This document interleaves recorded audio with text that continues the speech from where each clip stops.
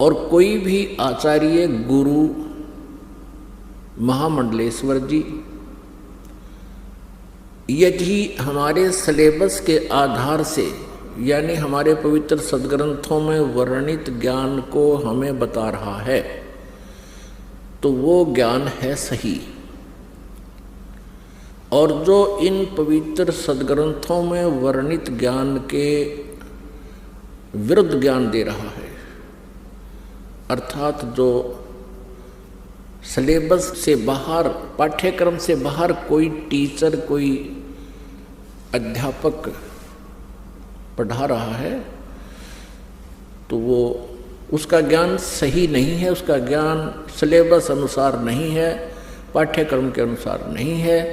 तो ऐसे ही जो आध्यात्मिक टीचर हैं, आध्यात्मिक गुरु हैं, आचार्य हैं, यदि वो हमारे सदग्रंथों में वर्णित उल्लेख के आधार से वो अपना ज्ञान सुना रहे हैं, जनता को प्रवचन कर रहे हैं, तो वो ज्ञान सही है, वो अध्यापक सही है। वो क्योंकि ये जो आध्यात्मिक गुरु हैं ये भी टीचर होते हैं, ये आध्यात्मिक टीचर हैं।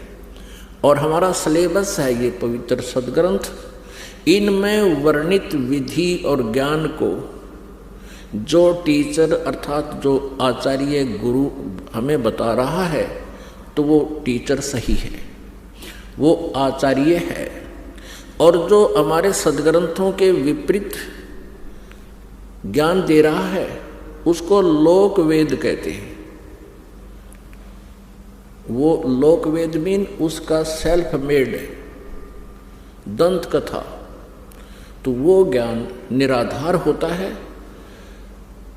और जिस प्रकार विद्यार्थियों का नाशक होता है वो टीचर, जो सिलेबस से बाहर का ज्ञान उनके अंदर फीड कर रहा है, ठीक इसी प्रकार वो आचार्य, आध्यात्मिक टीचर, आचार्य गुरु, वो शत्रु है उस मानव समाज का, श्रद्धालुओं का, जो उसके ऊपर आश्रित हैं और वो सदग्रंथों के विपरीत ज्ञान दे रहा है। और सदग्रंथों में वर्णित, शास्त्रों में वर्णित विधि से विपरीत भक्ति विधि बता रहा है, मनमाना आचरण करा रहा है, वो टीचर ठीक नहीं,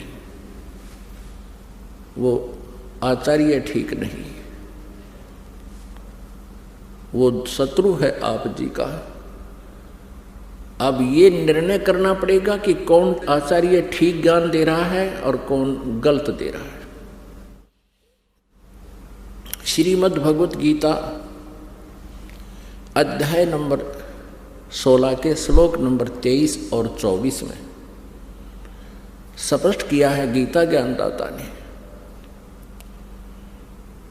कि जो शास्त्र विधि को त्याग कर मनमाना आचरण करते हैं उनको न तो सुख होता है, न उनकी गति होती है, और न ही कोई सिद्धि को वो प्राप्त होते हैं, अर्थात व्यर्थ। इससे तेरे लिए 24वें श्लोक में 16वें अध्याय के गीता जी, श्रीमद् भगवत गीता अध्याय 16 के श्लोक 24 में तुरंत कहा है, इससे तेरे लिए अर्जुन कर्तव्य और अकर्तव्य की व्यवस्था में कौन सी साधना करनी चाहिए, कौन सी त्याग देनी चाहिए, नहीं करनी चाहिए, उनके लिए शास्त्र ही प्रमाण है। बात खत्म होगी। जो आचार्य या जो श्रद्धालु श्रीमद् भगवत गीता जी को सही मानता है, श्रोधार्य मानता है और इसके पाठ्यक्रम में विश्वास रखता है, और जो आचार्य अपने शिष्यों को, अनुयायियों को ये राय देता है कि गीता जी का नित्य पाठ अवश्य करना चाहिए, तो फिर वो अगर गीता जी के विरुद्ध साधनाएं बता रहा है और गीता जी के विरुद्ध वो ज्ञान दे रहा है, तो वो अज्ञानी आचार्य है, वो तत्व ज्ञानहीन है, वो आध्यात्मिक ज्ञानहीन अज्ञानी है। कोई प्रश्न करते हैं किनको? हिंदू धर्म के आचार्यों, गुरुओं को, उनसे पूछते हैं कि क्या ब्रह्मा विष्णु महेश जी की मृत्यु होती है? क्या ये जन्मते मरते हैं? तो उत्तर देते हैं कि ये कभी जन्मते मरते नहीं। फिर प्रश्न किया जाता है क्या ब्रह्मा जी विष्णु जी शिव जी के माता पिता हैं? वो कहते हैं जब इनका जन्म मृत्यु होता ही नहीं, माता पिता का प्रश्न ही नहीं। यदि ये उत्तर कोई आचार्य देता है या कोई गुरु देता है,